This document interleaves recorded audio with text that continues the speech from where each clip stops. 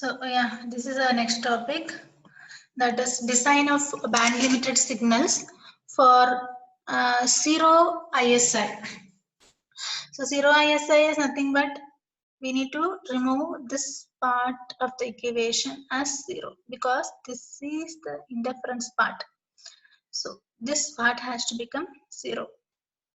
So if this part has to become zero, there are certain things we need to follow that is given in this equation. So that is, what is that? X of nt should be equal to 1 for n is equal to 0, and it should be equal to 0 for n not equal to 0. Okay. So in this equation, where is n not equal to 0? See here, the summation n changes from, here the n value changes from minus infinity to infinity. So here we have n not equal to 0 values. And here x of n is equal to 0. So this part, when n is equal to 0, it has to become 1 because this is our signal. We should not make it 0. When n is not equal to 0, it has to become 0. When n is not equal to 0, this has to become 0. So if this condition is satisfied, then our intersymbol interference will be removed. Okay. So now we have to satisfy this condition.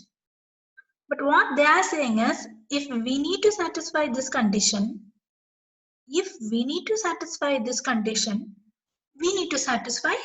condition.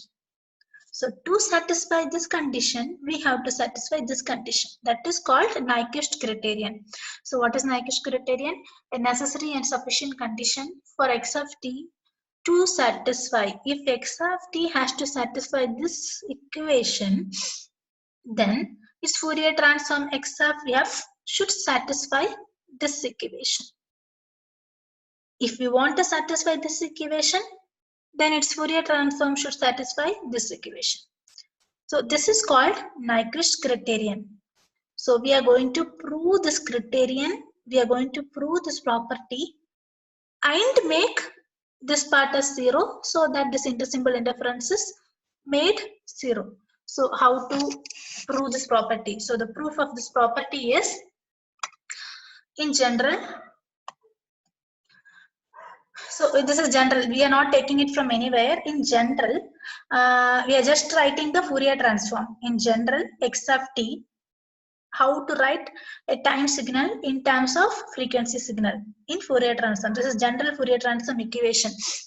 In general, x of t is equal to integral of minus infinity to infinity x of f e raised to j 2 pi f t df. This is the Fourier transform equation. So here in this Fourier transform equation, what we are going to do, we are going to change this time duration as nt.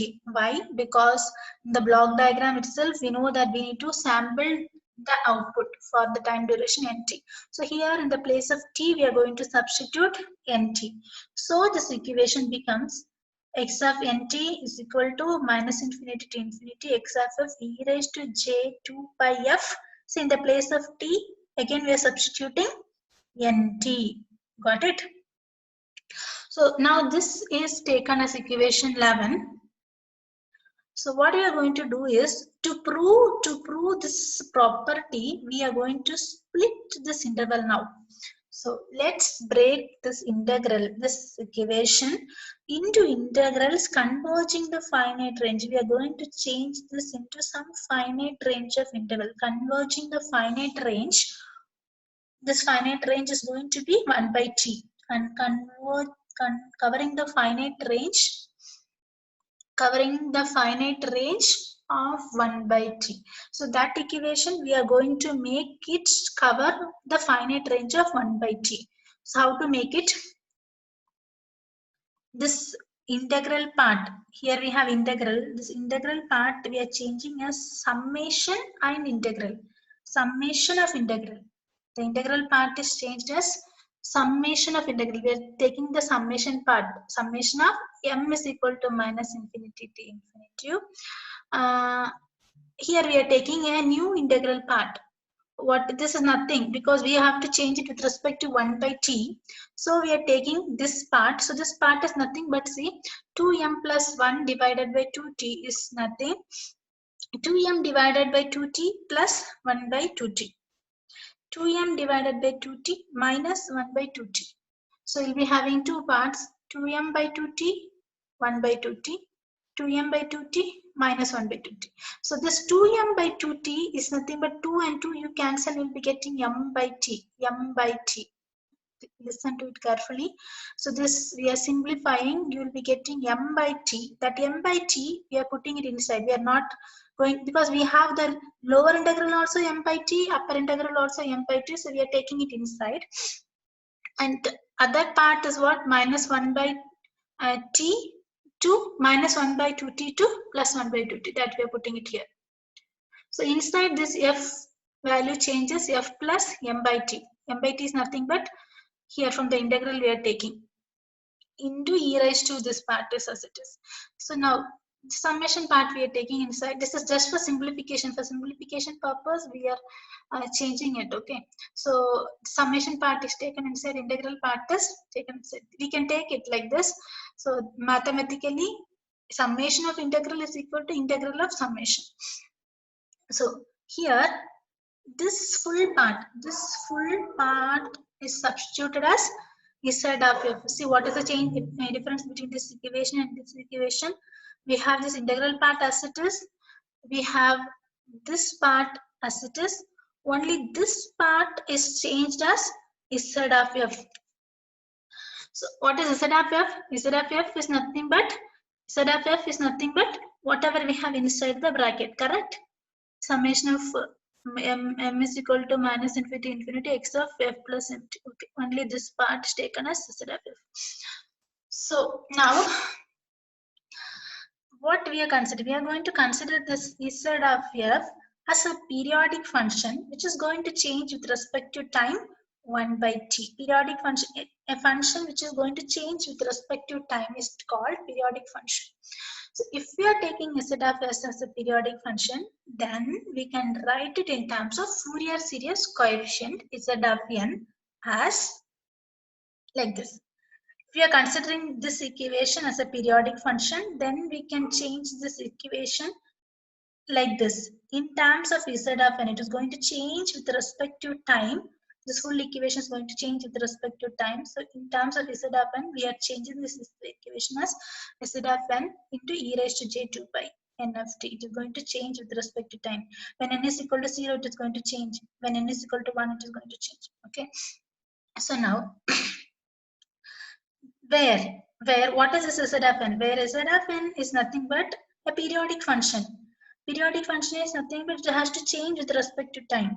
So in our equation, what is that time, minimum and maximum time duration we are taking? So the minimum and maximum time duration x of f will change. The minimum and maximum time duration x of f will change is nothing but minus 1 by 2t to 1 by 2t. So what is z of n? Z of n is nothing but a periodically varying function. So when z of n has to change z of f, it has to change only with respect to this time interval. So z of n is varying z of f. Z of n is varying z of f with respect to this time interval. So it is the same as this equation. See, minus 1 by 2t, 1 by 2t z of f, the same equation. Got it?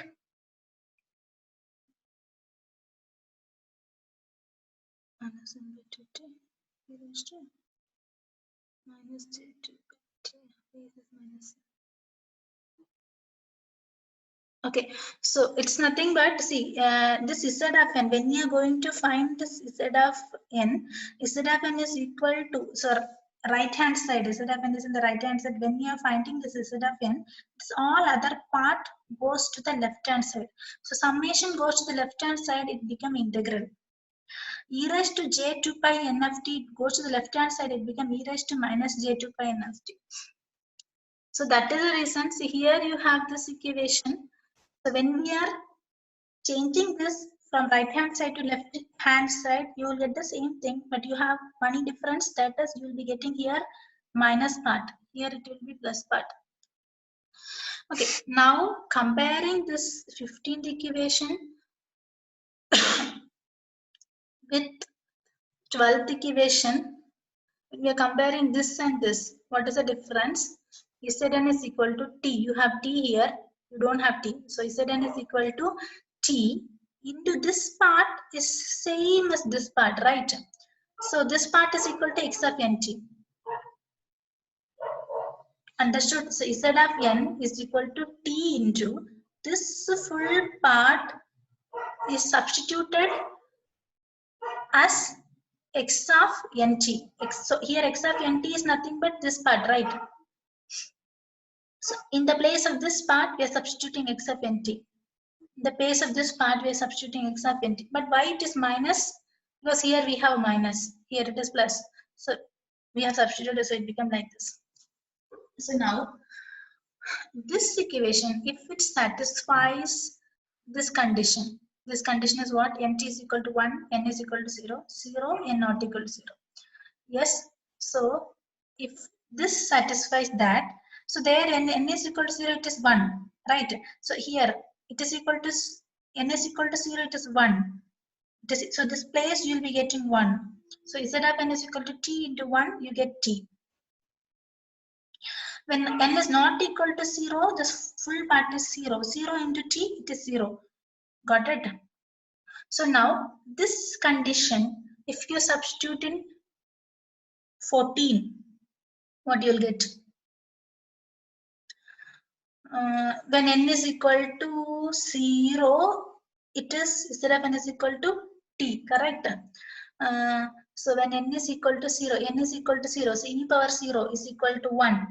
N is equal to 0. Here when it is 0, it is equal to t, correct? So Z of s is equal to t into e power 0 is equal to 1. So you'll be getting Z of s equal to, you'll be getting Z of f is equal to t. So the next condition, n not equal to 0, if you put n not equal to 0, this full part is equal to 0. So it's of no use. So only this part will be, and you substitute this equation in here, you'll be getting Z of f is equal to t. Yes. Now Z of f is equal to t. So you know already what is Z of f. We have taken Z of f is equal to this full part is equal to Z of f, right? So Z of f is this full part. So if Z of f is equal to t, then this full part is also equal to t. So finally we have got it. This part is equal to t. So this concludes the proof of the theorem. We have concluded the theorem. So what is the answer? So if we want to satisfy this, we need to satisfy this. Yes, we have got this thing satisfied. So this condition is satisfied. Yes, this condition is satisfied. So this full part become 0. So we remove this intersimple interference. Okay, that is the end of this topic. That is the end of this topic.